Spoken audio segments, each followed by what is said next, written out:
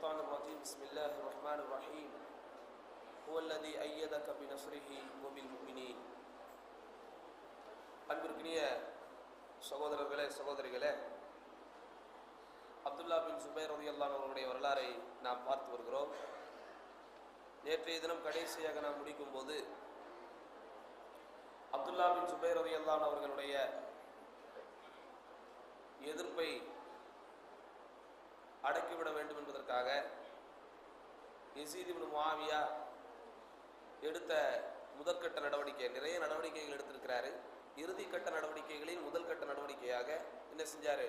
ஷாம் தேசத்திலிருந்து யார் அனுப்புனாரு?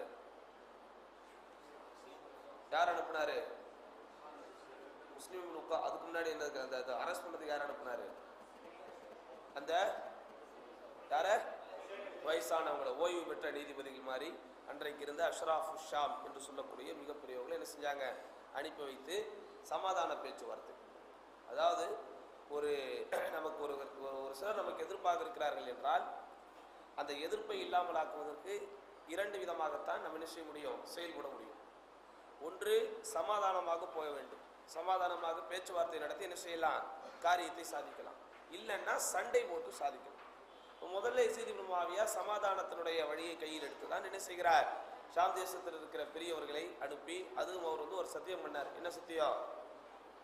விலக்கு மாட்டி கொண்டு வருவேன், ஆனால் சத்தியத்துக்கு மாறு செய்யக்கூடாது. அதே நேரத்தில் அப்துல்லா பின் சுபைருடைய கண்ணியத்திற்கும் இழுக்கு ஏற்பட்டு விடக்கூடாது என்பதற்காக வெள்ளியிலான ஒரு விலங்கை செய்து கொடுத்து போய் என்ன செய்யுங்க, அவரை எப்படியாவது ரிக்வஸ்ட் பண்ணி கூட்டு வந்துருங்கன்னு சொல்லி அனுப்பினார்.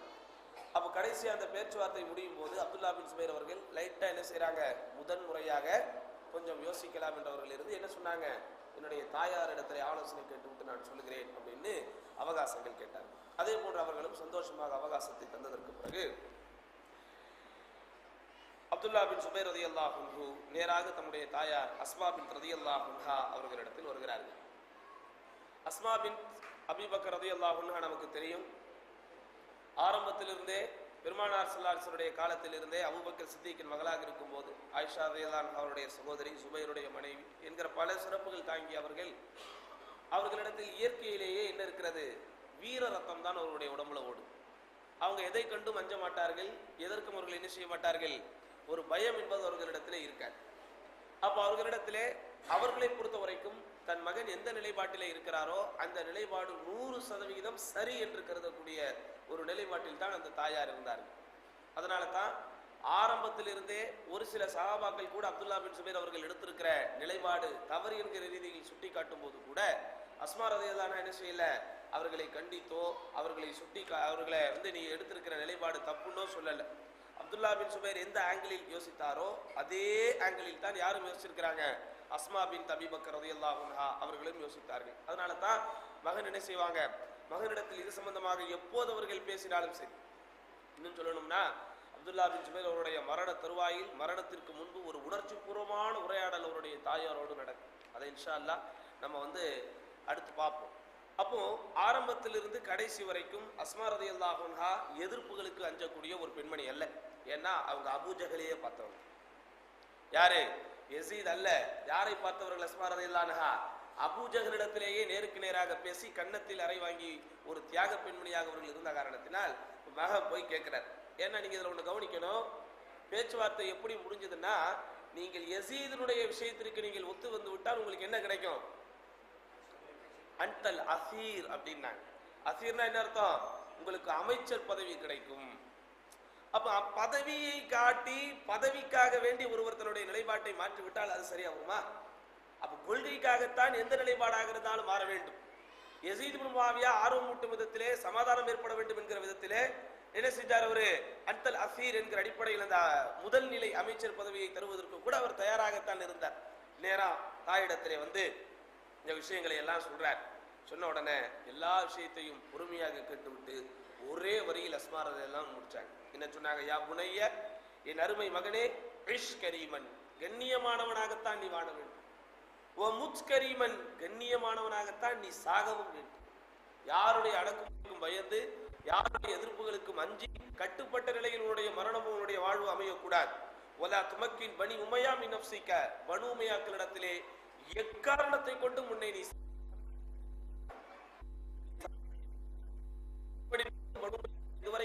கொண்டிருந்தாயோ, அதாவது தான் செயல்படுத்தப்பட வேண்டும், அதைத்தான்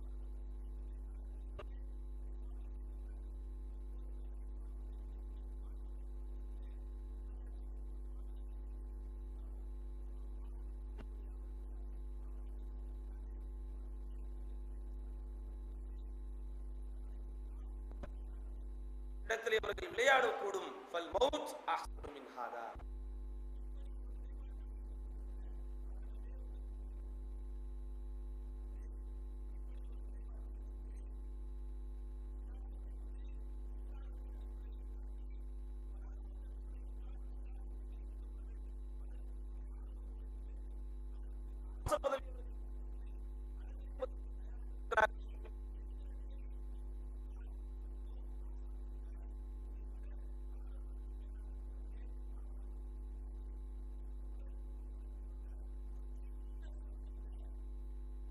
அந்த சிந்தனை முழுமையாக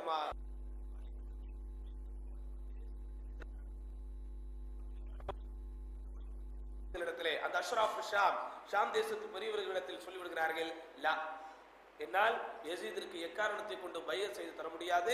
ஹிலாஃபத் என்பது ஷூராவின் அடிப்படையில் தான், வராசத் அடிப்படையில் தேர்ந்தெடுக்கப்பட்டிருக்கிற பைஅத்தின் யாரே யசீதினுடைய பைஅத் செல்லவே செல்லாதுன்னு சொன்ன உடனே தான் இங்க வேற மாதிரி ஒரு திருப்பம் நடக்குது.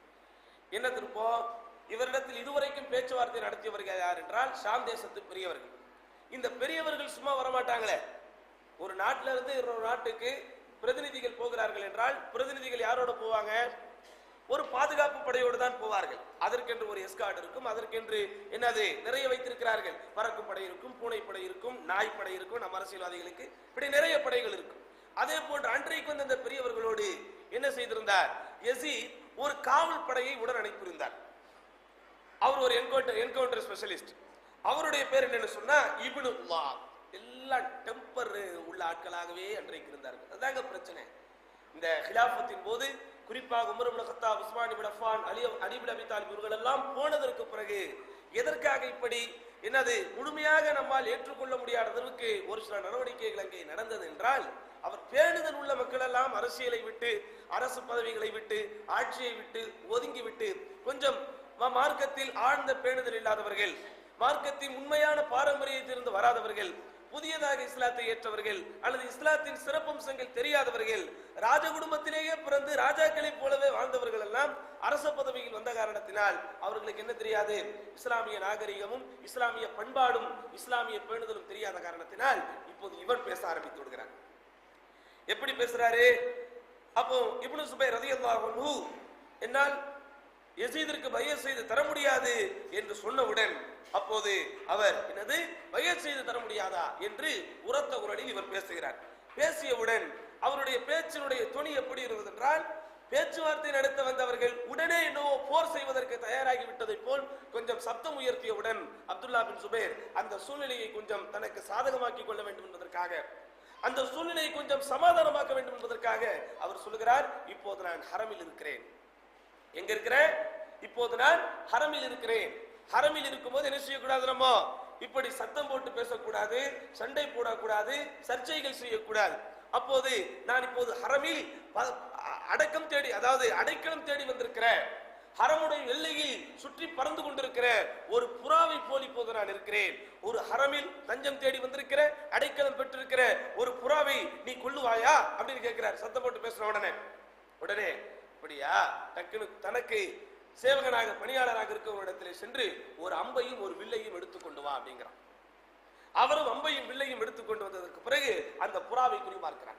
அதாவது புறாவை காட்டி அப்துல்லா பின் சுபைர் சொன்ன உடனே அங்கிருந்த, இப்போது கூட நம்ம பார்க்கலாம், மக்கா ஹஜ் உம்ராவிற்கு போனவர்கள் ஹரமிலே துறக்கூடிய போது நம்ம என்ன பார்க்கலாம்? புறாக்களை இங்கே கூட்டம் கூட்டமாக பார்க்கலாம். இது அன்றிலிருந்தே இருக்கக்கூடிய ஒரு நடைமுறை.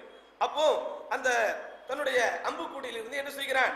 வில்லை ஒரு அம்பை வைத்து மஸ்ஜிதில் இருக்கக்கூடிய ஒரு புறாவை பார்த்து என்ன செய்கிறான்? குறிபார்த்து பேச ஆரம்பிக்கிறான் புறாவோடு. என்ன பேசுகிறான்? அத்துஃபாரிகீன உம்மத முஹம்மத் தக்லீன யஸீத் இப்னு முஆவியா, யஸீதிற்கு நீ பைஅத் செய்து தரமாட்டேன் என்று சொல்வாயா புறாவே? முஹம்மது ஸல்லல்லாஹு அலைஹி வஸல்லம் உம்மத்திலே பிரிவை ஏற்படுத்துவாயா புறாவே? இப்படி ஹரமில் நீ தங்கிக் கொண்டு இப்படி நீ அநியாயம் செய்து கொண்டிருப்பாயா? அப்படி நீ செய்தால் நிச்சயம் நான் உன்னை கொன்று விடுவேன் அப்படின்னு அந்த புறாவை பார்த்து பேசுகிறான். அப்துல்லா பின் சுபைர் எப்ப புறாவை பார்த்து பேசுறிய, புறாவால் பேச முடியுமா?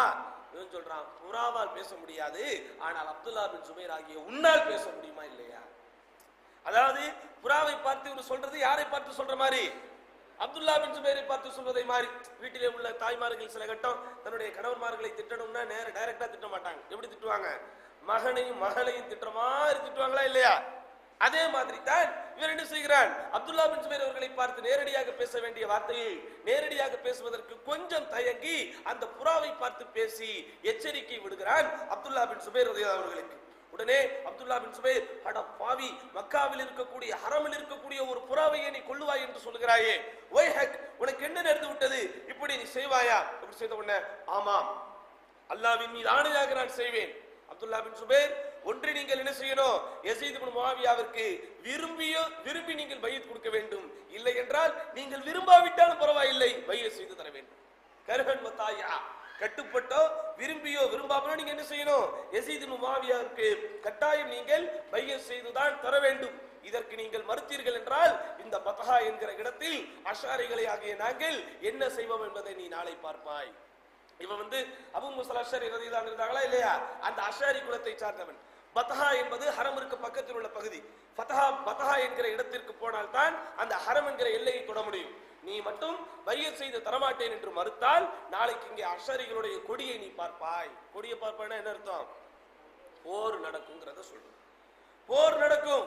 இந்த போர் எந்த அளவிற்கு உச்சகட்டமான விளைவை ஏற்படுத்தினாலும் எனக்கு கவலை இல்லை. பாருங்கள், பேணுதல் இல்லாமல் இவ்வளவு பெரிய வார்த்தையை அந்த மனிதர் பயன்படுத்துகிறார் என்றால், லநஹதி மன்னஹா, நாங்கள் உன்னிடத்திலே போர் புரியும் போது நீ உன்னுடைய உயிரை பாதுகாத்துக் கொள்ள என்பதற்காக காபாவிற்குள் நுழைந்தாலும் சரி, காபாவையே நாங்கள் உடைத்து விடுவோம்.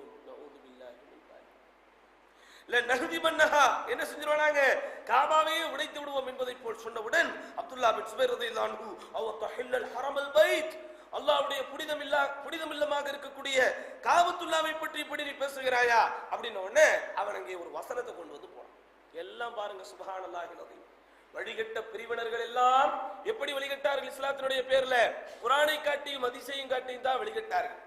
அதனுடைய உண்மையான பொருள் என்ன, எந்த காரணத்திற்காக இறங்கப்பட்டது என்பன போன்ற விஷயங்கள் தெரியாமல், அதை புரிந்து கொள்ள வேண்டும் என்கிற முயற்சியை செய்யாமல் இவர்களுக்கு என்ன விளங்குகிறதோ அதையே மார்க்கமாக நினைக்க ஆரம்பித்தார்கள். உதாரணமாக திருக்குர்ஆனில் ஒரு வசனம் வரும், திருடனோ திருடியோ திருடினால் கையை வெட்டுங்கள். ஒருத்தன் ஒரே ஒரு ரூபாவை திருடுறான், கையை வெட்டிட முடியுமா? வெட்டிட முடியுமா? இல்ல. அதற்கென்று ரசூல் ஸல்லல்லாஹு அலைஹி வஸல்லம் பண்ணிருக்காங்க, ஒரு குறிப்பிட்ட அளவை அடைந்து அவன் திருடக்கூடிய பொருள் ஒரு குறிப்பிட்ட அளவாக இருந்தால் தான் அவனுடைய கையை வெட்ட முடியும். அப்போ சுன்னாவை இல்லாமல், பெருமானார் ஸல்லல்லாஹு அலைஹி வஸல்லம் விளக்கங்கள் இல்லாமல், சஹாபாக்களுடைய விளக்கங்கள் இல்லாமல் எடுத்தேன் கவிழ்த்தேன் என்று திருக்குர்ஆனை விளங்கினால் இந்த நிலைமைகள் தான் வரும். அவன் என்ன வசனத்தை அங்க சொன்னா, ஒரு வசனம் குர்ஆனில் வருகிறது, சூரத்துல் ஹஜ் 22ஆம் அத்தியாயத்தின் 25வது வசனம். அந்த வசனத்தினுடைய பொருளை எங்கே சொல்லுகிறார்? எப்படி? அல்லாஹ் சொல்லுகிறான், இன்னல்லதீன கஃபரு, எவர்கள் நிராகரிக்கிறார்களோ, வயசுத்தூன அன் சபீலில்லாஹ், அல்லாஹ்வின் பாதையை விட்டு மக்களை தடுக்கிறார்களோ, வல் மஸ்ஜிதில் ஹராம், இந்த மஸ்ஜிதுல் ஹராமை விட்டு மக்களை தடுக்கிறார்களோ, அல்லதி, எப்படிப்பட்ட மஸ்ஜிதுல் ஹராம், ஜஅல்நாஹு லின்னாஸ் ஸவாஅன் அல் ஆகிஃபு ஃபீஹி வல் பாத், உள்ளூரில் இருக்கக்கூடியவரோ அல்லது வெளியூரில் இருந்து வரக்கூடியவரோ யாராக இருந்தாலும் இருவருக்கும் சமமாக நான் ஆக்கி வைத்திருக்கிறேன்.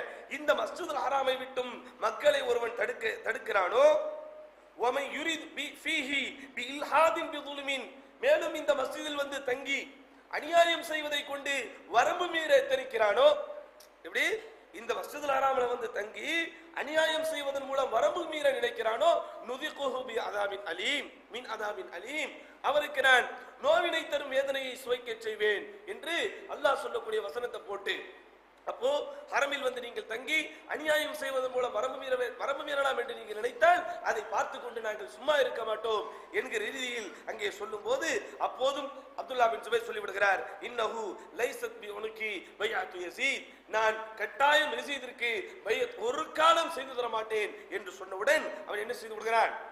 எரிச்சலோடு அந்த இடத்திலிருந்து போகிறான். காரணம், யஸீத் இப்னு முஆவியா அனுப்பும் போது பேச்சுவார்த்தைக்கு தான் அனுப்பியிருக்கிறாரே தவிர எப்படி அனுப்பல?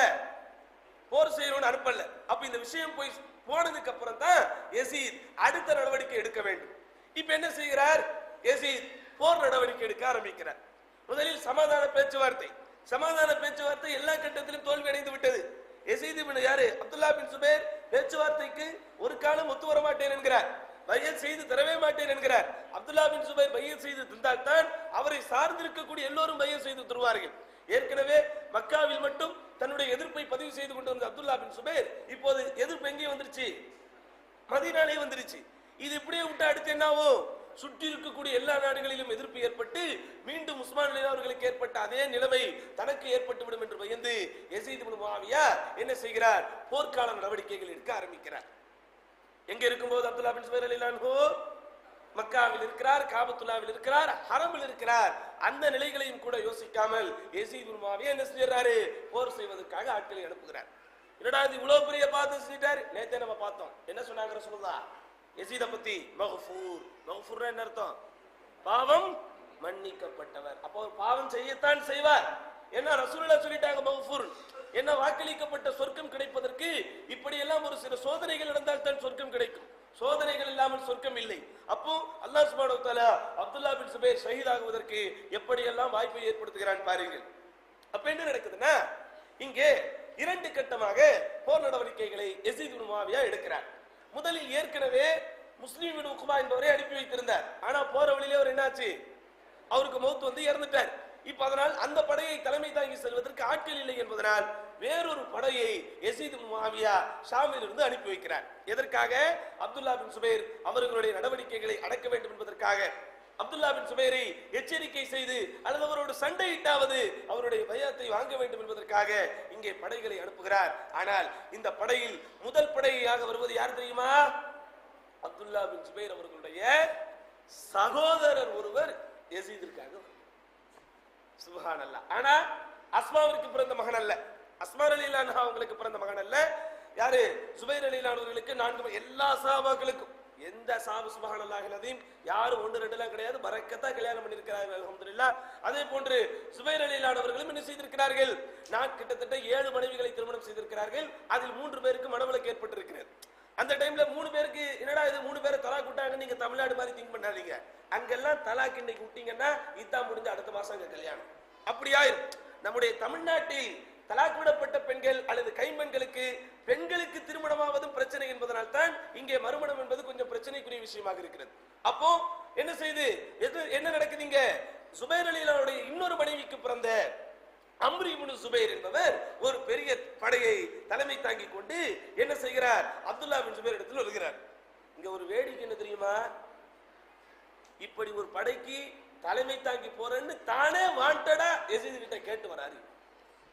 யஸீத் வந்து ஆல் செலக்ஷன் பண்ணுவாங்களா இல்லையாங்க, யார் அனுப்பலாம் அப்படின்னு பேசிக்கிட்டே இருக்கும்போது நான் போற அமீருல் முஃமினீன் சொல்லி என்ன செய்யறாரு, தன்னுடைய அண்ணனோடு சண்டை போடுவதற்காக அம்ர் இப்னு சுபைர் என்ன செய்கிறார், ஆட்களை கூட்டிக் கொண்டு வருகிறார். அவர் ஆக்சுவலி அவர் என்னவா இருந்தார்னா, அதாவது மதீனாவில் அம்ர் இப்னு சயீத் என்பவர் ஆளுநராக இருந்தார் என்று நமக்கு தெரியும். அவருடைய அந்த கட்டுப்பாட்டில் காவல்துறைக்கு இவர்தான் பொறுப்பாளராக இருந்தார். அது எனது காவல்துறை, மாவட்ட கலெக்டருக்கு என்னெல்லாம் வருது, வருவாய்த்துறை வரும், போக்குவரத்து துறை வரும், புரொவிஷன் துறை வரும், ஒவ்வொன்றுக்கும் ஒவ்வொரு டைரக்டர் இருப்பார். அப்படிதானங்க, சென்னை மாநகரத்திற்கு ஒரு ஆணையர் இருப்பார், கமிஷனர். இந்த கலெக்டர் தான் என்ன செய்வாரு, எல்லாத்தையும் கரெக்ட் பண்ணுவார். இது வருவாய்த்துறையாக.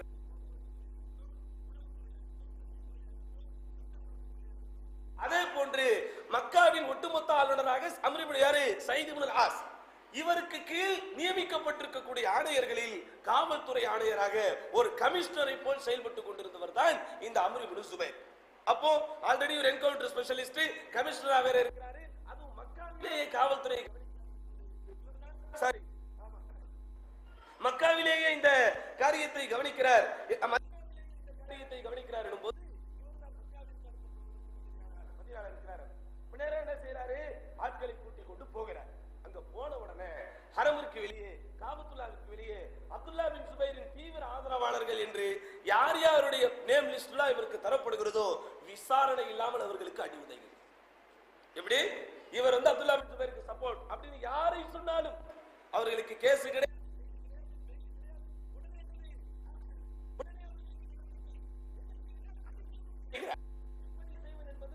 ஒரு முறையான அதையெல்லாம் தாண்டி இவர் என்ன செய்து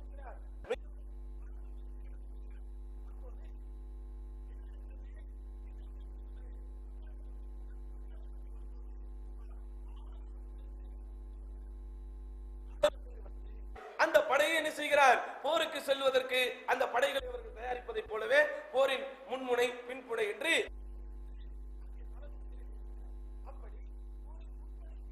தளபதியாக இவரால் நியமிக்கப்பட்டவர் தான் அனீஸ் இப்னு அம்ர் அல் அஸ்லமி. எதற்காக இவருடைய ஒரு போர் முன்படை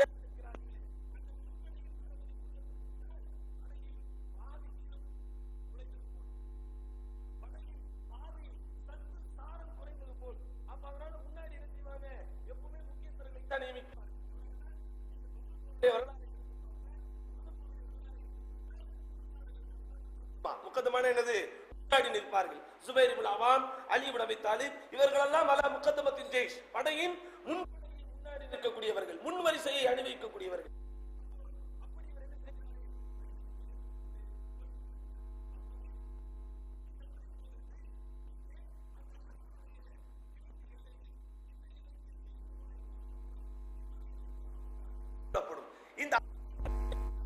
இந்த பேச்சுவார்த்தை நின்று கொண்டிருந்த இடம் அபுதாஸ். அதே இடத்திற்கு அம்ர் இப்னு சுபைர் வந்து நிற்கிறார். இந்த பக்கத்திற்கு இவனுடைய முன்படைக்கு வீரராக தளபதியாக நியமிக்கப்பட்டிருக்கிற அவர் வந்து என்ன செய்கிறார்? ஜீதுவா என்கிற இடத்திலே நிற்கிறார். என்ற உடனே அங்கேயும் அம்ர் இப்னு சுபைர் எடுத்தவுடன் சண்டை போட்டு விட வேண்டாம், போர் செய்து விட வேண்டாம் என்கிற எண்ணத்தில் சகோதரரிடத்திலே பேச்சுவார்த்தைக்கு ஆள் அனுப்புகிறார். போருக்குன்னு வந்தாச்சு, இருந்தாலும் இன்னொரு முயற்சி செஞ்சு பார்க்கலாமே அப்படின்னு திரும்ப பேச்சுவார்த்தை நடத்தும் போது அப்துல்லா பின் சுபைர் என்ன செய்றாங்க? முடியவே முடியாது, முடியவே முடியாது. நீ யசீதுனுடைய பணியாளராக இங்கே வந்திருக்கிறாய், நான் அல்லாஹ்வுடைய ஊழியராக இங்கே இருக்கிறேன், நான் அல்லாஹ்வுக்காக வேண்டி பணி செய்பவனாக நான் இங்கே இருக்கிறேன். நீ வந்து எப்படி இருக்கிற? யசீதுனுடைய பணியாளராக இங்கே வந்திருக்கிறாய். ஆதலால் என்ன செய்ய முடியாது? பையத்தை தர முடியாது. அது மட்டுமில்லாமல் இவர் அம்ர் இப்னு சுபைர் இன்னும் எச்சரிக்கிறார், சகோதரனே, நீங்கள் ஒத்துக்கொள்ளாவிட்டால் இந்த ஹரமிலேயே போர் நடத்தக்கூடிய விபரீதம் வந்துவிடும். அதனால் நீங்கள் ஒத்துக்கொள்ளுங்கள் என்று சொல்கிறார். ஆனால்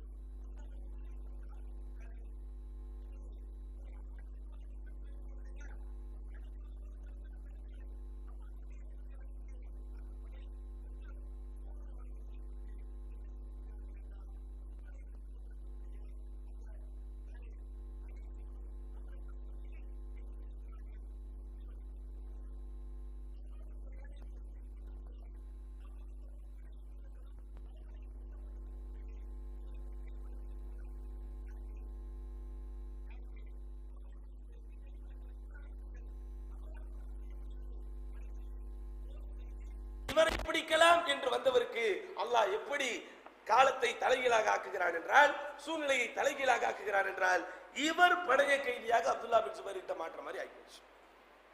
போர் செய்ய வந்த வீரர்கள் எல்லாம் ஓடிவிட்டார்கள். போர் செய்ய வந்தவர்கள் எல்லாம், அம்ர் இப்னு சுபைரோடு வந்தவர்கள் எல்லாம் இவர்களுடைய தாக்குதலை தாங்க முடியாமல் ஓடியதற்கு பிறகு இந்த அம்ர் இப்னு சுபைர் அப்துல்லா பின் சுபைர் இடத்திலே, சகோதரனிடத்திலே ஒரு கைதியை போல் அகப்படுகிறார். இப்ப இவர் என்ன செய்யறது? வர்றவர் சும்மா வராம என்ன செஞ்சாரு இவரு?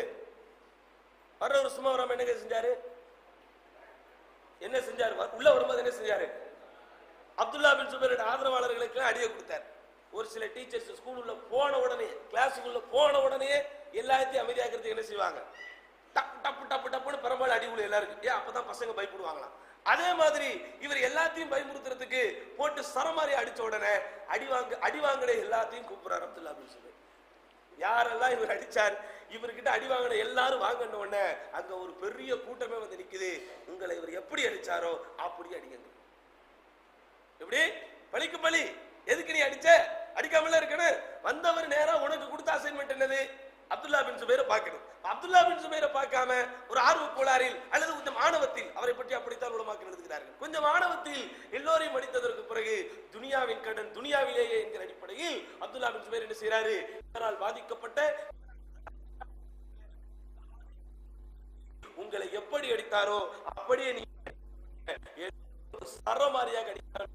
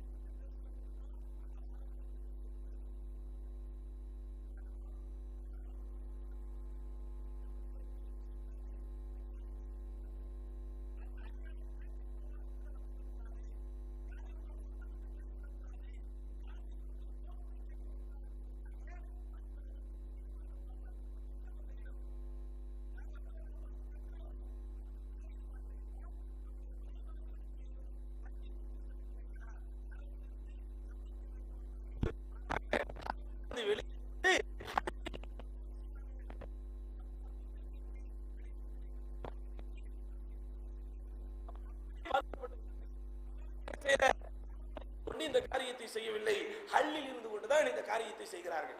ஆனால் போர்க்களம் மிகவும் சூடு பிடிக்கப்படுகிறது. எந்த அளவுக்கு சூடு பிடிக்கப்படுகிறது சொன்னா, இந்த ஹுசைன் இப்னு நமீர் இன்னும் ஒரு பயங்கரமான காரியத்தை செஞ்சிட்டார். எப்படி?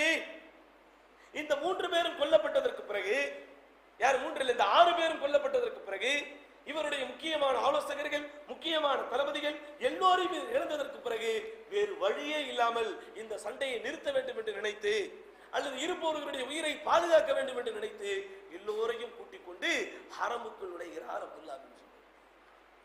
ஹரமுக்குள்ள போனா என்ன சட்டம்? எவ்வளவு பெரிய பிரச்சனையா இருந்தாலும் விட்டுட்டு வந்துடணும். ஆனால் இவர்கள் எப்படி விளங்கி வைத்திருக்கிறார்கள்? அநியாயம் செய்வதை கொண்டு யாராவது வரம்பு மீறினால் அவருக்கு நோவினை தரும் வேதனை அல்லாஹ்வே சொல்லிட்டான். அப்ப அவர்களுக்கு வேதனை இருக்கும் போது அவர்களை நாமும் வேதனைப்படுத்துவதை தவறில்லை என்கிற ரீதியில் அவர்கள் சுயவிளக்கமாக நினைத்துக் கொண்டு உள்ளே இருப்பவர்களையும் தாக்க ஆரம்பிக்கிறார்கள். உள்ள இருக்கிறவங்களும் உள்ள போய் தாக்க முடியாது. அதனால் என்ன செய்தார்கள் தெரியுமா? உங்களுக்கு தெரியும், ஹரமை சுற்றி சில மலைப்பகுதிகள் இருக்கும். இன்னைக்கு அந்த மலைகளை தான் எல்லாத்தையும் கம்ப்ளீட்டா வாஷ் அவுட் பண்ணி என்ன பண்ணிருக்கிறாங்க, பெரிய பெரிய பில்டிங்குகளாக எழுப்பி வைத்திருக்கிறார்கள். அப்போ ஹரமை சுற்றி மலைகள் இருக்கும் போது அந்த மலைகளுக்கு மேல் நின்று மின்ஜனிக் என்கிற ஆயுதத்தை பயன்படுத்துகிறார்கள். மின்ஜனிக் என்றால் உண்டிவில் தெரியுமா உங்களுக்கு? உண்டிகோல்னு சொல்லுவோம். அதாவது புறவைகளை அடிப்பதற்காக, வேட்டையாடுவதற்காக பயன்படுத்துவது. அன்றைக்கு பீரங்கியை போல் பயன்படுத்தப்பட்ட ஒரு ஆயுதம் அந்த மின்ஜனிக். மின்ஜனிக் என்ப அந்த ஆயுதத்தை ஃபார்முலாவாக வைத்துத்தான் பிற்காலத்தில் பீரங்கிகள் தயாரிக்கப்பட்டது. இது எழுதி வைக்கப்பட்டிருக்கிற ஆதாரப்பூர்வமான உண்மை. மின்ஜனிக் என்று முதலில் அரபுகள் அறிமுகப்படுத்திய அந்த ஆயுதம் தான் பீரங்கிக்கு ஃபார்முலா. எப்படி விமானத்திற்கு பறவை ஃபார்முலாவோ, ஏனைய 2 சக்கர 4 சக்கர வாகனங்களுக்கு மாட்டு வண்டியின் சக்கரங்கள் ஃபார்முலாவோ, அதே போன்று இன்றைக்கு போர்க்களங்களிலே பயன்படுத்தப்படக்கூடிய அந்த பீரங்கிகளுக்கு, ராட்சத பீரங்கிகளுக்கு ஃபார்முலா அன்றைக்கு நம்முடைய முன்னோர்கள் பயன்படுத்திய மின்ஜனிக். சகோதரர்களே, ஆதாரத்தில் இருந்து ஆயுதம் வரைக்கும் ஆதாரங்களை விட்டு போனவர்களுடைய முன்னோர்கள். இல்லாட்டா இவனுக்கு ஒண்ணும் தெரியாது. இவர்கள் இன்றைக்கெல்லாம் உலகம் முழுவதும் நான்வெஜ் என்கிற மாமிசத்தை சாப்பிடுகிறார்கள் என்றால் அதை கற்றுக் கொடுத்ததுனா அது வரைக்கும் அவனுக்கு தெரியாது. எதை எப்படி சும்மா சுட்டுக்கிட்டு சாப்பிட்டுட்டு தான் இருந்தாங்க. எல்லாரும் இருக்கக்கூடிய இலைகளையும் தலைகளையும் பாலையும் தயிரையும் தான் சாப்பிட்டுக் கொண்டிருந்தார்களே தவிர உடலுக்கு ஆரோக்கியம் அசைவத்தில் தான் இருக்கிறது என்கிற உணவு ஃபார்முலாவை உலகத்திற்கு கொடுத்தவர்கள் கூட நம்முடைய முன்னோர்கள். இப்படி சரியாக நாம் ஆய்வு செய்து பார்த்தால் ஆகாரத்தில் இருந்து ஆயுதம் வரைக்கும் இந்த உலகத்திற்கு ஆதாரத்தை விட்டு போனவர்கள் நம்முடைய முன்னோர்கள். அப்ப அந்த மின்ஜனிக் என்கிற அந்த ஆயுதம் ஒரு ராட்சத ஆயுதமாக இன்றைக்கு பார்க்கப்பட்டது. அங்கிருந்து அவர்கள் அதை பயன்படுத்தி கற்களை எறிந்தால், இன்றைக்கு நாம் குண்டுகளை போடுவதை போல் அன்றைக்கு கற்களை பயன்படுத்தி வந்தார்கள். அதன் மூலம் மிகப்பெரிய என்னது பாதிப்புகள் ஏற்படும். அப்ப அந்த மின்ஜனிக் என்கிற ஆயுதத்தை, அந்த கற்களை என்ன செய்கிறார்கள், இவர்கள் பயன்படுத்த ஆரம்பித்து விட்டார்கள். அப்போ அந்த ஆயுதத்தை பயன்படுத்தி பலமாக இவர்கள் தாக்கும் போதுதான் இப்னு சுபைர் ரலியல்லாஹு அன்ஹு ஹரமிற்குள் உள்ளே சென்று காபத்துல்லாவிற்கு பக்கத்திலே அமர்ந்து என்ன செய்தார், அங்கிருந்து அபயத்தை தேடக்கூடிய விதத்திலே உள்ளே அவர்கள் ஒதுங்கக்கூடிய ஒரு சூழலை வரும்போதுதான் ஹுசைன் இப்னு நமீர் என்ன செய்கிறார், இப்போதைக்கு அவர் உள்ளே போய்விட்டார், ஹரத்திற்குள் போய்விட்டார், அதனால் இந்த ஆயுதத்தை பயன்படுத்தாதீர்கள், நாம் அப்துல்லா பின் சுபைரை முற்றுகையிடுவோம் என்கிற ரீதியில் அவரை முற்றுகையிடுகிறார்.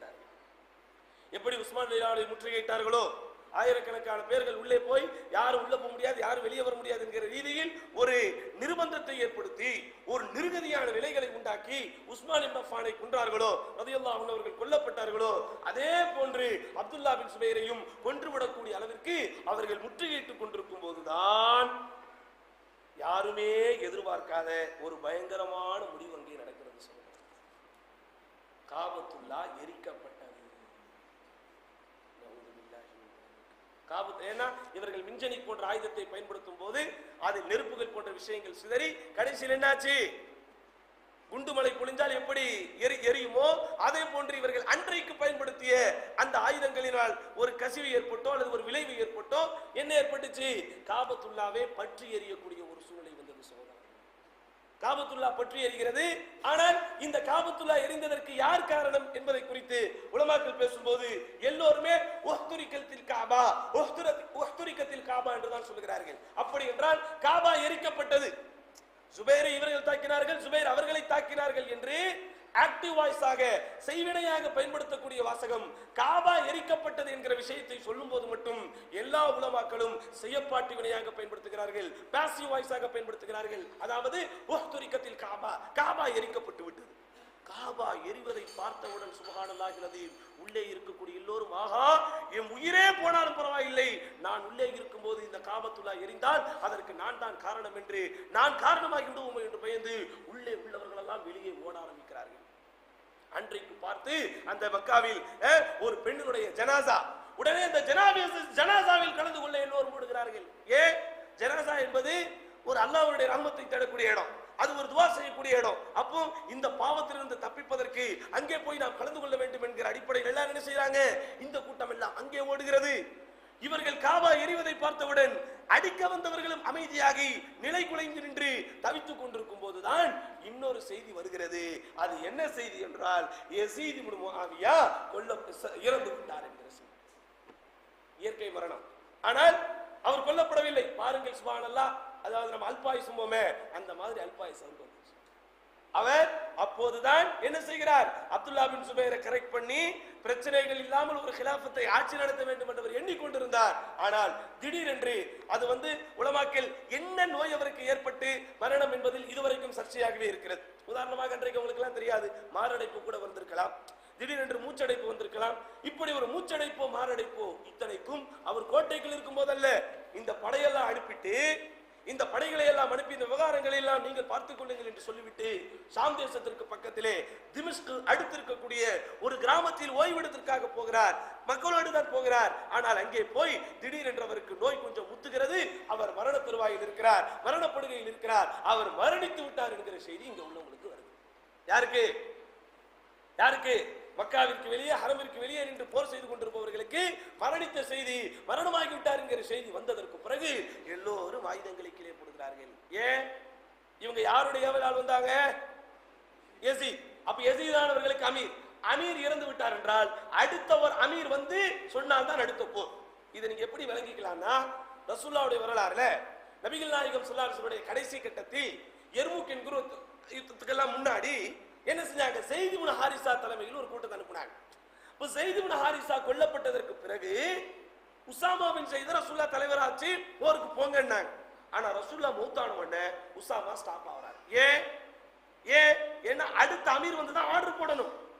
அப்ப அதனால் உசாமா பின் ஸைத் அடுத்த கலீஃபா நமக்கு ஆர்டர் போட வேண்டும் என்று அவர் வெயிட் பண்ணிக்கிட்டு இருக்கும் போதுதான் அபூபக்கர் சித்திக் கலீஃபா ஆகிறாங்க. அப்பதான் சில மூத்த சஹாபாக்கள் போய் ஆலோசனை கொடுக்குறாங்க. என்ன ஆலோசனை? ரொம்ப சின்ன பிள்ளையா இருக்கிறாரு, இவர் அனுப்பாம வேற யாராவது அனுப்புங்கன்னு சொல்லும் போதுதான் இதுல நமக்கு என்ன தெரிகிறது என்றால், முன்னாடி ஒரு அமீர் ஒரு விஷயத்தை சொல்லி அந்த விஷயத்தினுடைய சாதக பாதகத்தை பார்த்து அடுத்து வந்த அமீர் அதற்கு எஸ் என்றும் சொல்லலாம், நோ என்றும் சொல்லலாம். அபூபக்கர் சித்திக் ஏன் எஸ் ன்னு சொன்னாரு? அது அனுப்பினது யாரு? ரசூலுல்லாஹ். அப்ப அதனால அங்க என்ன எதுக்கு இடம் இல்ல, அங்கே விவாதம் செய்வதற்கோ அங்க அப்பீலுக்கே அங்க இடம் இல்லை. ஆனால் இதில் நமக்கு ஒரு மறைமுகமான ஆதாரம், ஒருவேளை அங்கே ரசூலுல்லாஹ் இல்லாமல் அப்படி சொல்ல முடியாது. சரி, அபூபக்கர் சொல்லி அபூபக்கர் இருந்ததற்கு பிறகு உமர் வந்திருந்தால் அவர் கன்சிடர் பண்ணி சூழ்நிலைகளை பார்த்து சரி என்றும் சொல்லியிருக்கலாம், நோய் என்றும் சொல்லியிருக்கலாம். இது எப்படி நம்ம விளக்குறோம்னா, அபூபக்கர் நியமித்த சில ஆளுநர்களை உமர் மாற்றினார், உமரால் நியமிக்கப்பட்ட பல ஆளுநர்களை உஸ்மான் அலி மாற்றினார்கள், உஸ்மான் அவர்களால் நியமிக்கப்பட்ட ஆளுநர்களை அலி அவர்கள் மாற்றினார்கள். அதெல்லாம் கத்துக்கிட்டு தான் இன்னைக்கு தலைமைச் செயலர் கூட மாறுது. இல்லையா? கோடிக்கணக்கில் இவர்கள் செலவு செய்து ஒரு தலைமைச் செயலகத்தை கட்டினால் கூட அடுத்து வரக்கூடிய குப்பைகள் என்ன செய்யறதில்லை, அதை அங்கீகரிப்பதில்லை. இவர்கள் உலக ரீதியான காரணங்களுக்கு, தனிப்பட்ட போட்டி பொறாமைகளுக்கு அவர்கள் மக்கள் நலனுக்காக வேண்டிய அந்த முடிவு எடுத்தார்கள். அப்போ இந்த போர் தொடர வேண்டுமானால், அடுத்த கட்டத்திற்கு இவர்கள் போக வேண்டுமானால் இப்ப யார் இவங்களுக்கு ஆர்டர் கொடுக்கணும்? யார் ஆர்டர் கொடுக்கணும்?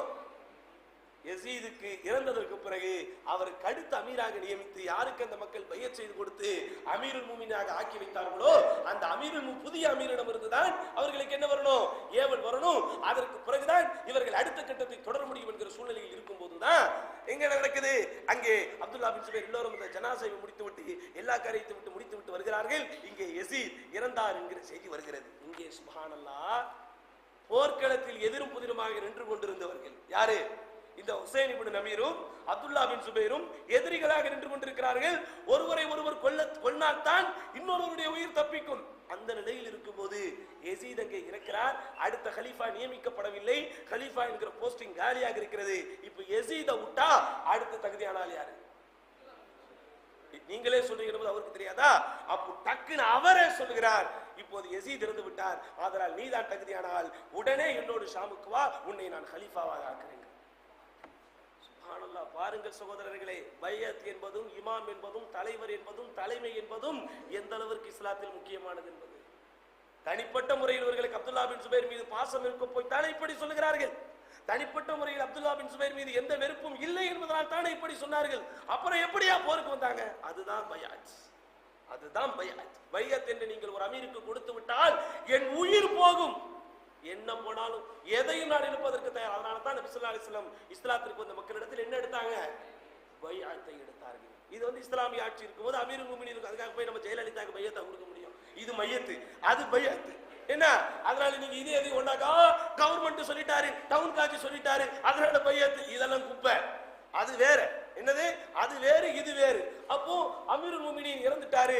அடுத்த அமீருக்கு இன்றைக்கு இருக்கக்கூடிய அரபுலகில், இன்றைக்கு இருக்கக்கூடிய இஸ்லாமிய நாடுகளில் தகுதி வாய்ந்தவன் அப்துல்லா பின் சுபைர் நீங்க தான். அதனால நீங்கள் என்னது ஷாம் தேசத்திற்கு வாருங்கள், உங்களுக்கு நாங்க என்ன செய்யறோம்? பைஅத் பண்ணி கொடுக்கிறோம் என்று சொல்கிறார்கள். அப்துல்லா பின் சுபைர் உண்மையிலேயே கலீஃபாவாக ஆக வேண்டும் என்கிற காரணத்திற்காகத்தான் இத்தனை காரியங்களையும் செய்திருந்தால், பழம் நழுவி பால் விழும்போது அந்த பால் டப்பாவையே தட்டி விடுறார், வேணாங்கிறார்.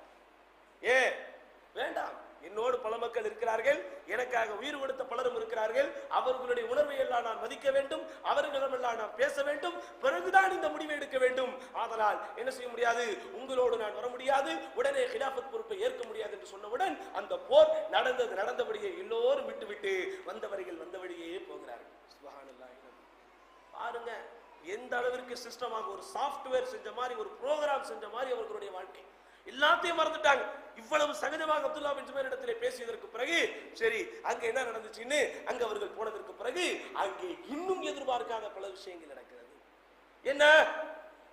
யஸீத் இப்னு முஆவியா மரணப்படுக்கையில் இருக்கும்போது சில விஷயங்கள் நடந்திருக்குமா இல்லையா? டக்குனு வந்தாரு, மௌத்தானாருன்னா எப்படி வந்தார், எப்படி மௌத்தா போனார்? அப்ப போனாரு, மரணத்தை அவர் உணர்ந்த உடனேயே அவரோடு இருந்த மக்கள் அவருடைய மரணத்தை உணர்கிறார்கள். இன்னும் கொஞ்சம் சிறிது அவகாசத்துல என்ன ஆகுது? யஸீத் இப்னு முஆவியா மரணித்து விட போகிறார் என்பதை நினைத்ததற்கு பிறகு இது எப்போ நடக்குதுன்னா ஹிஜ்ரி 64ஆம் ஆண்டு. எப்போ நடக்குது? ஹிஜ்ரி 64ஆம் ஆண்டு. பாப்பா எத்தனை வருஷம் ஆட்சி செஞ்சாரு? 40 வருஷம். மகனுக்கு 4 வருஷம் கூட இல்லை. ஏன்னா 60ஆம் வருஷம் ஒரு 6 மாதங்களில் அந்த 60 ஆண்டு முடிந்து 61ஆம் ஆண்டு வருடம் துவங்கும் போது ஒரு 3-4 மாதங்கள் கழித்துதான் முஆவியா இறக்கிறார். இவரும் 64ஆம் ஆண்டின் இடையில் இறக்கிறார் எனும்போது துல்லியமாக சொல்ல வேண்டுமானால் 3.5 ஆண்டு காலம் தான் இவர் ஆட்சியில் இருந்திருக்கிறார். இதுதான் சகோதரர்களே, நிறைய பேர் சொத்தை சேகரிக்க வேண்டும் என்று சொந்த பந்தங்களை எல்லாம் அடித்து சொத்தை சேர்க்கிறார்கள். ஆனால் அந்த சொத்தை அனுபவிப்பதற்கெல்லாம் ஆயுளை கொடுப்பதில்லை. பார்க்கிறோமா இல்லையா? நிறைய நடக்குது இப்படி. சொத்தை பெற வேண்டும், சுகத்தை பெற வேண்டும், பதவியை பெற வேண்டும் என்பதற்காக பதவியை பெறதுக்கு எவ்வளவு நடக்குது. திடீர்னு பார்க்கறான் கார் ஆக்சிடென்ட்ல அவுட். அமைச்சர் நியமிச்சு இவன் தான் அமைச்சர், அதுக்கு போய் நான் ஆசி வாங்கிட்டு வரணும் போறான், போற வழியிலேயே அல்பாயுஸ்ல போயிடுறான். பார்க்கிறோமா இல்லையா? அதே போன்றுதான் யஸீத் இப்னு முஆவியா இத்தனை சிரமங்களுக்கும், இத்தனை அடக்குமுறைகள், இத்தனை எதிர்ப்புகள் எல்லாவற்றையும் தாங்கி இனி நாம் ஸ்திரமாக கலீஃபாவாக ஆகிவிடலாம் என்று கணக்கு போட்டார். ஆனால் அல்லாஹ்வின் கணக்கு வேறு மாதிரி இருந்தவுடன் யஸீத் இப்னு முஆவியா என்ன செய்கிறார்? அங்கே இறக்கிறார். அப்ப இறந்ததற்கு பிறகு சுற்றியுள்ள உடனே என்ன செய்யறாரு? மகனை கூப்பிட்டு பையத். மகனை கூப்பிட்டார். யாருக்கு? ஏற்கனவே நம்ம படிச்சோம், இவருடைய மகனை பத்தி ஒரு செய்தி படிச்சோம். என்ன செய்தி? அவருடைய பேர் என்னது? முஆவியா. 2ஆம் முஆவியா, சிறிய முஆவியா என்று சொல்வார்கள். நம்ம 2ஆம் முஆவியான்னு சொன்னாலும் தப்பு இல்லை. அவருக்கு யாரோட லிங்க் இருந்துச்சு? அப்துல்லா பின் சுபைர். அவர் எப்படி பார்த்திருந்தாரு? தன்னுடைய உஸ்தாத் மாதிரி பார்த்தார். அப்ப அப்துல்லா பின் சுபைர் தான் இங்க கேண்டிடேட் ஃபர்ஸ்ட்ல இருக்கிற, லீடிங்ல இருக்கிறார்.